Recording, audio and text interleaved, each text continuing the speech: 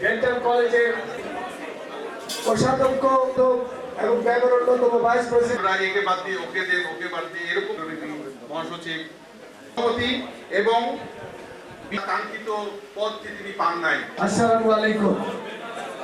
Heard any dishonesty among us. যদি কেউ করে, they will be sacked from the party.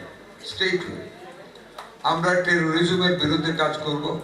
আমাদের গত পরশুদিন যখন আমাদের আনন্দিত গণপ্রজাতন্ত্রী বাংলাদেশ সরকারের গণতান্ত্রিকভাবে যে এগিয়ে চলতে চায় এবং ডেন্টিস্ট্রি করলে আমি কিন্তু খুবই ভয়ে আছি।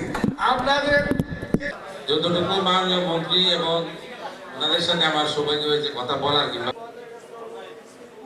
সম্মানিত সভাপতি, কেন্দ্রীয় কমিটির সম্মানিত সহ-সভাপতি, সাবেক প্রিন্সিপাল নাজন স্যার আমাদের গ্রহণ করার আগে যে নির্বাচনী ইশতেহার দিয়েছিল সেই নির্বাচনী ইশতেহারে স্বাস্থ্য খাতে যতটুকু উন্নতি করা সম্ভব সেটার জন্য আমরা সচেষ্ট ছিলাম।